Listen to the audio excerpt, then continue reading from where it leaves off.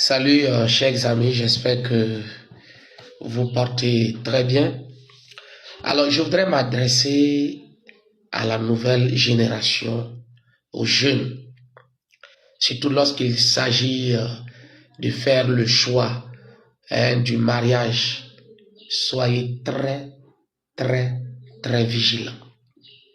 Alors, le plus souvent, c'est l'attirance physique qu'on regarde. On regarde le statut social, la stabilité de la personne, mais il y a un aspect qu'on néglige beaucoup, c'est le côté spirituel. C'est très important parce que tu dois connaître dans quelle alliance tu veux te mettre. Tu dois savoir avec qui tu veux vivre parce que le mariage va au-delà de ce que nous voyons. Il ne s'agit pas de vivre ensemble simplement, voilà, mais il s'agit aussi de se partager certaines choses d'un point de vue spirituel. Et vous allez voir, beaucoup ont ignoré cet aspect-là. C'est pourquoi quand vous rencontrez quelqu'un, cherchez à connaître ses origines. Cherchez à savoir d'où la personne vient. Cherchez à connaître l'histoire de la personne. Quelle est l'histoire de sa famille? Qui est sa famille? C'est très important. Et quelles sont les alliances dans lesquelles cette famille est? Et vous allez voir, dans certaines familles, si vous menez des enquêtes, vous allez aller trouver des choses bizarres. Soit, quand les filles se marient, quelques années après, elles reviennent s'asseoir en famille, elles divorcent. Ou côté homme, vous allez fouiller, aller voir que les hommes ne restent pas avec leurs femmes. Tu dois chercher à connaître tout ça avant de t'engager. Vous allez aller trouver dans certaines familles, les gens sont spirituellement négatifs. La dernière fois, j'étais dans une localité du Burkina. Et pour une prière, pendant la prière, il y a une jeune fille. Une jeune fille, si vous la voyez, elle n'a aucun défaut. Mais elle était ancrée dans la sorcellerie jusqu'à un certain niveau. Quand on parle de la sorcellerie, là, les gens n'aiment pas qu'on parle de ça. J'ai l'habitude de dire, toute personne qui n'aime pas qu'on parle de la sorcellerie, là, est sorcière elle-même. Oui, si tu n'es pas sorcière, les sorciers t'ont envoûté. C'est pourquoi tu n'aimes pas qu'on parle des sorciers. Quand on veut parler des sorciers, là, tu es dérangé. Ça te met mal à l'aise. Pourtant, ils existent, ils détruisent les âmes. Ils mettent fin aux vies des gens. Ils détruisent les foyers. Et j'ai l'habitude de dire aussi que personne n'indexe quelqu'un pour dire que la personne est sorcière. Non, ça n'arrive jamais. C'est quand ça chauffe qu'il confesse. Mais si vous entendez ce qui est sorti de sa bouche,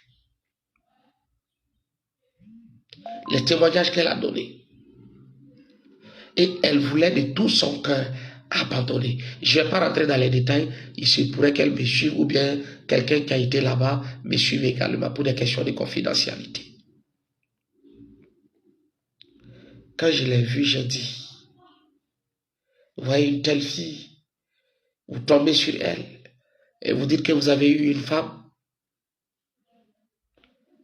vous êtes engagé dans un combat infernal.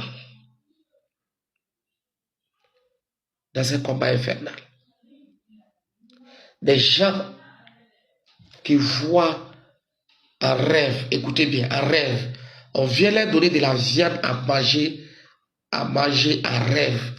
Et quand ils se réveillent, leurs bouches et leurs mains sont couvertes de sang. Ce ne sont pas des histoires. C'est au Burkina ici que ça se passe. Et ce sont des gens qu'on connaît. Vous imaginez si vous tombez sur une telle fille, vous l'amenez à la maison comme femme, vous êtes foutu. Et je m'adresse aux jeunes garçons qui ne trimaient pas, même aux jeunes filles. Quand on voit un homme là, avant le mariage, la première des choses là, c'est d'aller au lit, c'est de coucher avec la personne, c'est de faire des conneries. Regardez l'Afrique, quand on veut parler, les gens parlent de religion. Ce n'est pas une histoire de religion. Moi, dans ma culture, et je sais que c'est pareil dans toutes les cultures,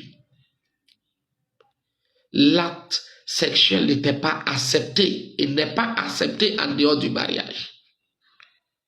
Quand on te donne la fille, tu demandes sa mère, tu commences les démarches. On dit oui, c'est ta femme.